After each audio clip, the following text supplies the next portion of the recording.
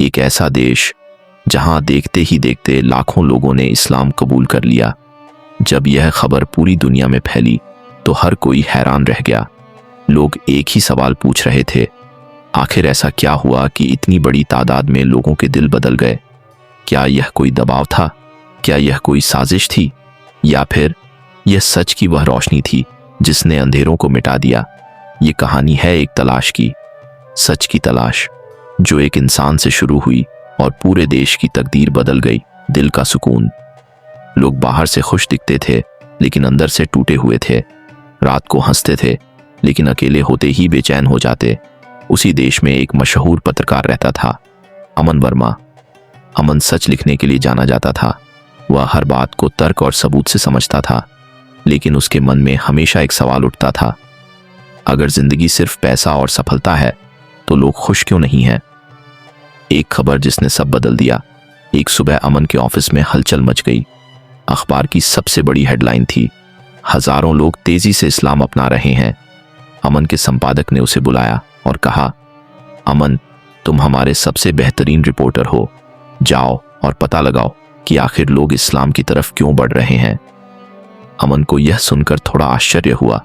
उसे लगा शायद यह बस एक अफवाह होगी, लेकिन सच जानने के लिए वह निकल पड़ा।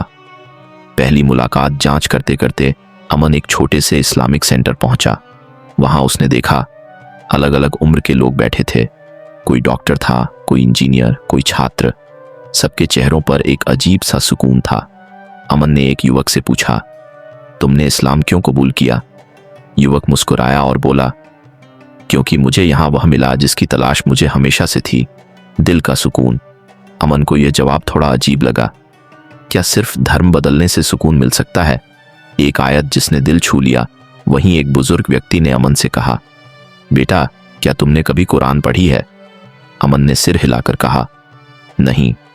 बुजुर्ग ने कुरान की एक आयत सुनाई, निस्संदेह अल्लाह की याद में ही दिलों को सुकून मिलता है। यह शब्द सीधे अमन के दिल में उतर गए। उसे लगा जैसे कोई उसकी बेचैनी को समझ रहा हो। उस रात वह सो नहीं पाया।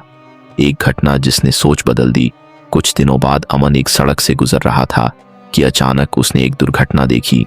एक आदमी घायल पड़ा था।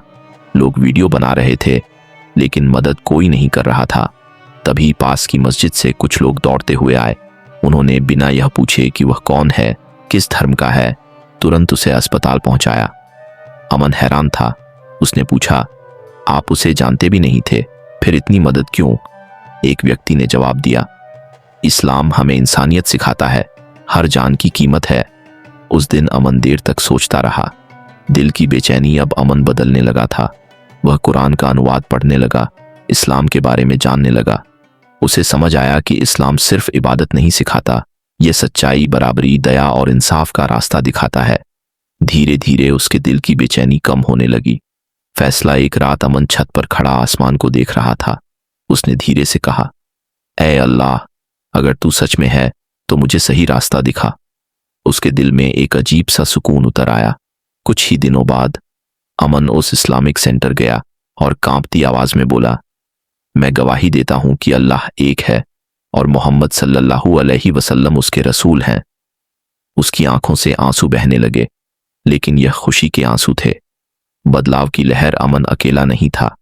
उसकी रिपोर्ट छपी, लेकिन यह सिर्फ खबर नहीं थी, यह दिल से लिखी सच्चाई थी। लोगों ने पढ़ा, समझा और इस्लाम के बारे में जानना शुरू किया। देखते ही देखते हजारों, फिर लाखों लोग इस सच्चाई की तरफ आने लगे। दुनिया हैरान थी, लेकिन जो लोग इस रास्ते पर चले, उन्हें पहली बार जिंदगी में असली सुकून मिला। सबसे बड़ी सीख, पावरफुल एंडिंग। सच को फैलने के लिए शोर की जरूरत नहीं होती, वह खुद दिलों तक पहुंच जाता है।